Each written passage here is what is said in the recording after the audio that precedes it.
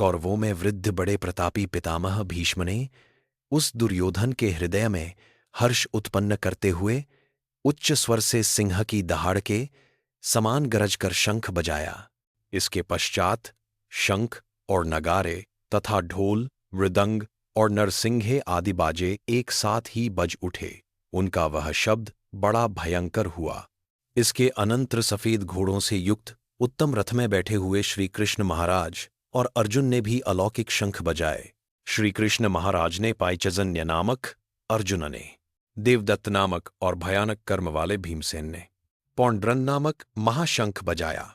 कुंती पुत्र राजा युधिष्ठिर ने अनंत विजय नामक और नकुल तथा सहदेव ने सुघोष और मणिपुष्पक नामक शंख बजाए।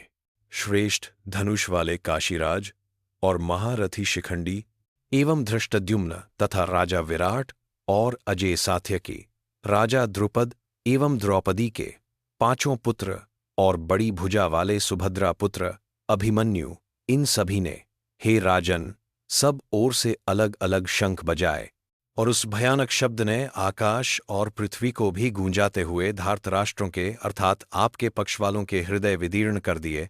अर्जुन उवाच, हे राजन, इसके बाद कपिध्वज अर्जुन ने मोर्चा बांधकर डटे हुए धृतराष्ट्र संबंधियों को देखकर उस शस्त्र चलने की तैयारी के समय धनुष उठाकर ऋषिकेश श्रीकृष्ण महाराज से यह वचन कहा, हे अच्युत, मेरे रथ को दोनों सेनाओं के बीच में खड़ा कीजिए और जब तक कि मैं युद्ध क्षेत्र में डटे हुए युद्ध के अभिलाषी इन विपक्षी योद्धाओं को भली प्रकार देख लूं कि इस युद्ध रूप व्यापार में मुझे किन किन के साथ युद्ध करना योग्य है, तब तक उसे खड़ा रखिए। दुर्बुद्धि दुर्योधन का युद्ध में हित चाहने वाले जो ये राजा लोग इस सेना में आए हैं, इन युद्ध करने वालों को मैं देखूंगा। संजय उवाच, संजय बोले, हे धृतराष्ट्र, अर्जुन द्वारा इस प्रकार कहे हुए महाराज श्री कृष्णचंद्र ने दोनों सेनाओं के बीच में भीष्म और द्रोणाचार्य के सामने तथा संपूर्ण राजाओं के सामने उत्तम रथ को खड़ा करके इस प्रकार कहा कि, हे पार्थ, युद्ध के लिए जुटे हुए इन कौरवों को देख। इसके बाद प्रथापुत्र अर्जुन ने उन दोनों ही सेनाओं में स्थित ताऊ चाचों को, दादों परदादों को, गुरुओं को, मामाओं को, भाइयों को, पुत्रों को, पौत्रों को तथा मित्रों को, ससुरों को और सुहृदों को भी देखा। 26 और 27 वें का पूर्वार्थ।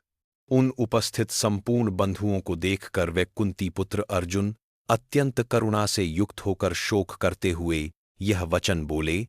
27 वें का उत्तरार्ध और 28 वें का पूर्वार्ध।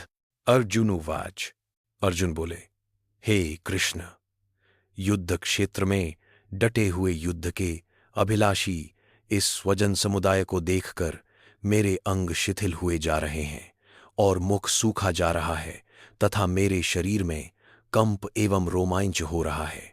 हाथ से गांडीव धनुष गिर रहा है और त्वचा भी बहुत जल रही है तथा मेरा मन भ्रमित सा हो रहा है, इसलिए मैं खड़ा रहने को भी समर्थ नहीं हूं।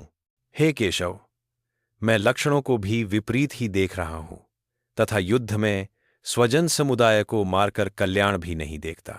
हे कृष्ण, मैं न तो विजय चाहता हूं और न राज्य तथा सुखों को ही। हे गोविंद, हमें ऐसे राज्य से क्या प्रयोजन है अथवा ऐसे भोगों से और जीवन से भी क्या लाभ है। हमें जिनके लिए राज्य, भोग और सुखादि अभीष्ट है, वही ये सब धन और जीवन की आशा को त्याग कर युद्ध में खड़े हैं।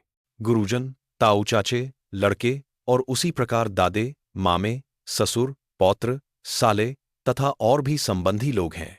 हे मधुसूदन, मुझे मारने पर भी अथवा तीनों लोकों के राज्य के लिए भी मैं इन सबको मारना नहीं चाहता, फिर पृथ्वी के लिए तो कहना ही क्या है। हे जनार्दन, धृतराष्ट्र के पुत्रों को मारकर हमें क्या प्रसन्नता होगी, इन आतताइयों को मारकर तो हमें पाप ही लगेगा। अतएव हे माधव, अपने ही बांधव धृतराष्ट्र के पुत्रों को मारने के लिए हम योग्य नहीं हैं, क्योंकि अपने ही कुटुंब को मारकर हम कैसे सुखी होंगे।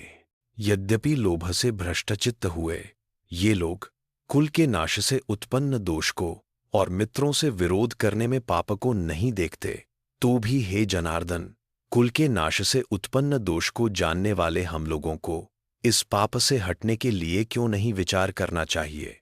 कुल के नाश से सनातन कुल धर्म नष्ट हो जाते हैं। धर्म के नाश हो जाने पर संपूर्ण कुल में पाप भी बहुत फैल जाता है।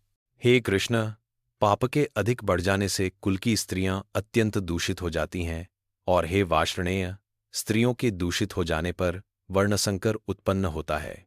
वर्णसंकर कुलघातियों को और कुल को नरक में ले जाने के लिए ही होता है। लुप्त हुई पिंड और जल की क्रिया वाले अर्थात श्रद्ध और तर्पण से व्यचित इनके पितृलोक भी अधोगति को प्राप्त होते हैं। इन वर्ण संकर कारक दोषों से कुलघातियों के सनातन कुल धर्म और जाति धर्म नष्ट हो जाते हैं। हे जनार्दन, जिनका कुल धर्म नष्ट हो गया है, ऐसे मनुष्यों का अनिश्चित काल तक नरक में वास होता है, ऐसा हम सुनते आए हैं। हाँ, शोक हम लोग बुद्धिमान होकर भी महान पाप करने को तैयार हो गए हैं, जो राज्य और सुख के लोभ से स्वजनों को मारने के लिए उद्यत हो गए हैं। यदि मुझ शस्त्र रहित एवं सामना न करने वाले को शस्त्र हाथ में लिए हुए धृतराष्ट्र के पुत्र रण में मार डालें, तो वह मारना भी मेरे लिए अधिक कल्याणकारक होगा।